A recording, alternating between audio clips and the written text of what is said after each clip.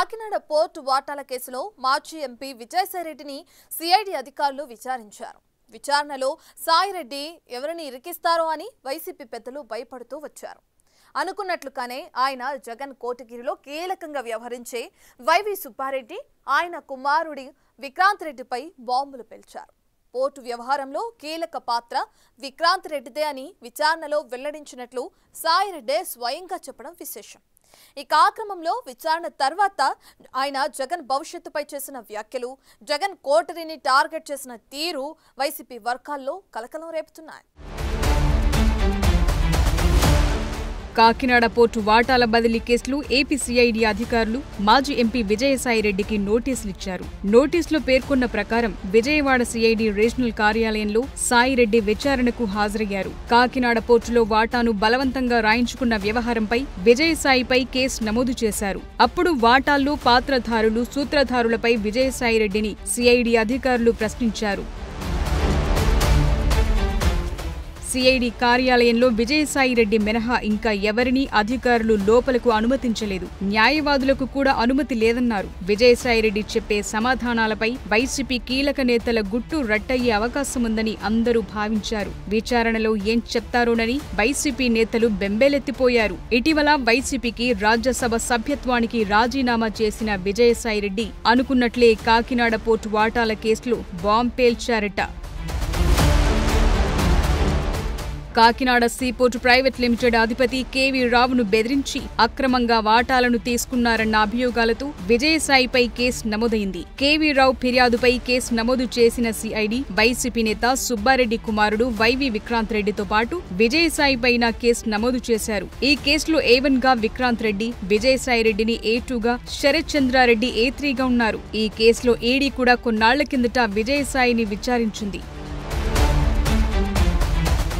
తాజాగా సిఐడి విచారణలో KV రావుతో YV సుబ్బారెడ్డికి ఉన్న సాన్నిహిత్యాన్ని వివరించారట. వైవి విక్రాంత్ రెడ్డిని కేవీ రావుకి తాను పరిచయం చేశానని వస్తున్న ఆరోపణల్లో నిజం లేదని, ఈ కేసులో కర్త, కర్మ, క్రియ విక్రాంత్ రెడ్డేనని తేల్చి చెప్పారట. ఆ విషయాన్ని విచారణ తరువాత సాయిరెడ్డి స్వయంగా మీడియాకు వివరించి వైసీపీ నేతల్ని ఉలిక్కి పడేలా చేశారు. వైవి సుబ్బారెడ్డి గారు, కేవీ రావు గారు అత్యంత ఆప్త మిత్రులు. నేను విక్రాంత్ రెడ్డిని కేవీ రావుకి పరిచయం చేయాల్సినటువంటి అవసరమే లేదు. సుబ్బారెడ్డి గారు ఎప్పుడు అమెరికా వెళ్ళినా కూడా కాలిఫోర్నియాలో కేవీ రావుకు ఉన్నటువంటి ఒక రాజభవనంలో నివసిస్తారు. అలాంటప్పుడు నేను విక్రాంత్ రెడ్డిని కేవీ రావుకి పరిచయం చేయాల్సిన అవసరం లేదు. ముఖ్యంగా దీనిలో విక్రాంత్ రెడ్డి పాత్ర గురించి అడిగినప్పుడు ఆది నుంచి అంతిమం వరకు నా మీద ఆరోపణలు చేశారు కాబట్టి ఈరోజు నేను మీ ముందు వచ్చి జవాబు చెప్పుకోవాల్సిన పరిస్థితి వస్తుంది. కాబట్టి ఈ యొక్క డీల్ని నాకు తెలిసినంత వరకు కేవీ రావు కామన్ ఫ్రెండ్స్ ద్వారా కేవీ రావును అడిగించినప్పుడు కేవీ రావే దీన్ని ఆది నుంచి అంతిమం వరకు విక్రాంత్ రెడ్డే డీల్ చేశాడన్నటువంటి విషయం కామన్ ఫ్రెండ్స్కి చెప్పడం జరిగింది. ఆ విషయాన్నే నేను సిఐడి వారికి చెప్పాను. ఈ సందర్భంగా వైసీపీకి రాజీనామా చేయటంపై విజయసాయిరెడ్డి కీలక వ్యాఖ్యలు చేశారు.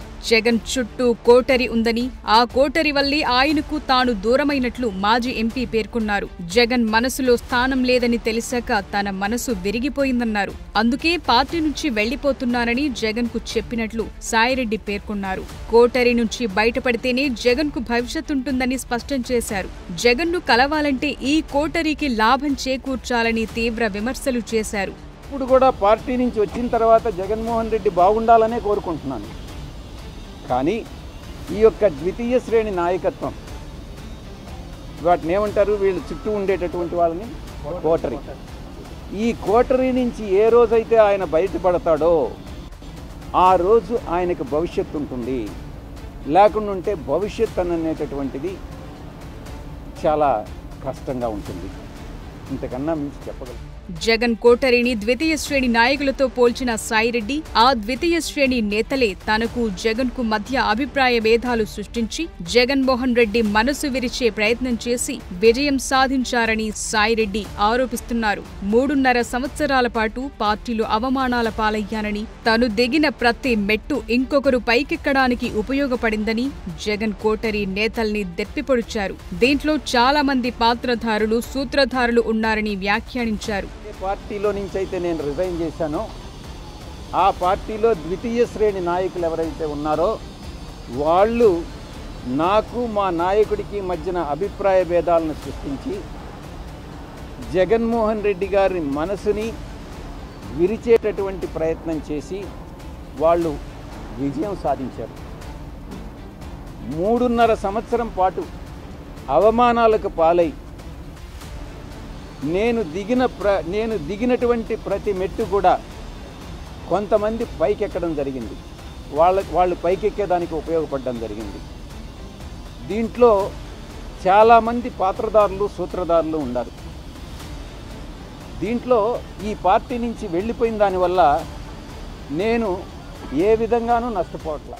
జగన్ అధికారంలోకి వచ్చిన తొలినాళ్లలో కూడా విజయసాయిరెడ్డి వైసీపీలో నంబర్ 2గా వెలుగొందారు. పార్టీతో పాటు ప్రభుత్వ వ్యవహారాల్లో కూడా చక్రం తిప్పారు. అయితే ఎప్పుడైతే సజ్జల రామకృష్ణారెడ్డికి ప్రాధాన్యత పెరిగిందో జగన్ ఆయన్ను పక్కన పెడుతూ వచ్చారు. సజ్జలతో పాటు వైవి సుబ్బారెడ్డి, పెద్దిరెడ్డి రామచంద్రారెడ్డిల మాటే జగన్ దగ్గర చెల్లుబాటయ్యేదంటారు.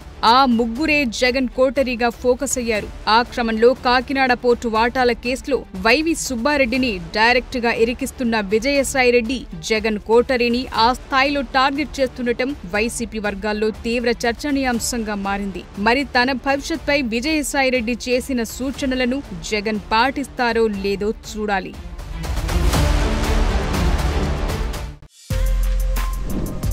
For more videos like this, subscribe Big TV channel.